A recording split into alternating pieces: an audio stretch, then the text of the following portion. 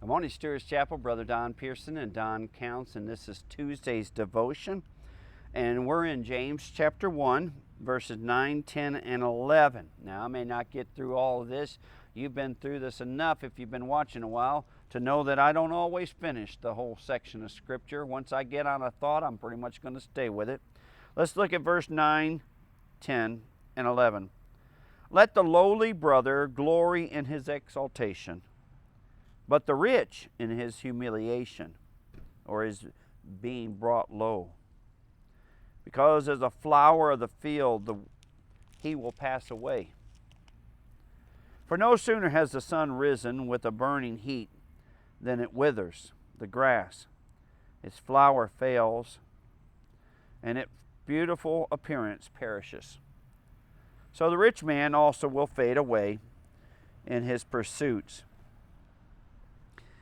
This verse 9 flowing out of verse 8, this double-minded man, and then right into this, it seems very disconnected. James is going to talk a lot about the rich.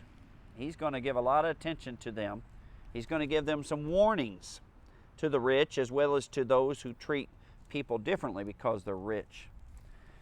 But I think the common thread, the thread that goes from verse 8 on into verse 11, and even before that, well, what is that? Let me string that thread for you. Do you remember the two audiences? The first audience, they were taken into captivity because of sin and rebellion. Centuries. They encountered Christ at Pentecost. They have developed a theology that bad things happen to bad people, and that when you're suffering, it's because you have a sin in your life that God is punishing. The other group are those that were persecuted because they became Christians and were living in Jerusalem, and the Jews came against their Jewish believers, the Jewish Christians, or the Messianic believers, and they were forced to scatter. They suffered persecution because of obedience. But this first group, they are like the friends of Job. So when they saw someone that was rich, what did they think? God's blessing must be on him.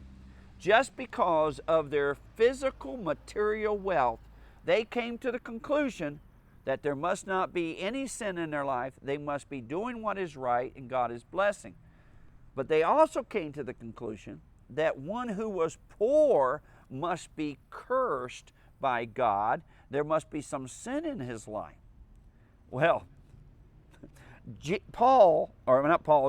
talking to this audience, declares this: the poor will be exalted. The rich will be brought down. What an incredible thought. That's not Jewish.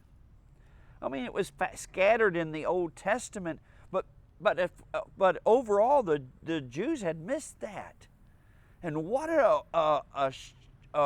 shaking of the foundation of that first group who believed that suffering was directly related to sin and prosperity was directly related to God's blessings because of no sin. And when James says this, their leader, the leader of the Jerusalem church, says this, they go, what? That can't be. There's no way that the poor will be exalted and the rich will be brought down.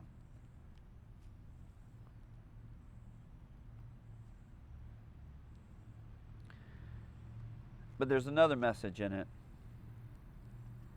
And it's about the message of endurance, of perseverance. He says the rich, they won't endure. When the sun comes out, they will fade away, they will fall, they will perish. They won't endure when suffering comes. That's what he's saying. When suffering comes upon them, whether for sin or not for sin, when suffering comes upon them, they're going to fall apart. They won't know how to figure it out. They won't make any sense to them. All their friends will tell them that they've sinned, and they will fall apart. They will not be able to endure. They will not have a faith of endurance. But the poor, the lowly brother, when suffering comes upon them, they shine. They shine.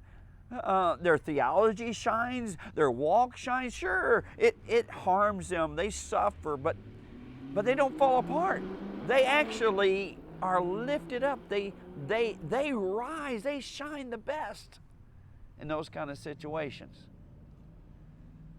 Our circumstances and the way we respond to them says a whole lot about us. It's about our faith. There was a dear widow lady in North Carolina when I pastored there. Her name was Liddy.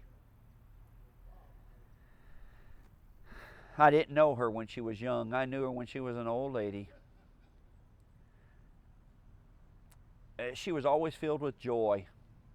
She lived in a small one-room apartment in her son's house. One day, she told me the story of her life. Her life had been a story of loss, of suffering. A husband, a second husband who was an alcoholic and abusive. A loss and a loss and a loss. But you know, when I was sitting there listening to her, I would have never known that if she hadn't told me. Her faith was so strong. And I remember something she said that I want to say to you. And this is what she basically said. Anybody can have faith in a good day. But it takes a strong Christian to have their faith intact in a bad day. So here's the point. The test of your faith is not how you respond in a good day. The test of our faith is how we respond in the bad day. The rich in this text, they won't last. They will fade away. They will perish. The poor, it's just another day and they shine as their faith shines. I don't know what kind of faith you have, but I hope it's a faith that is strong for both good and bad days. Love you, Stewart's Chapel.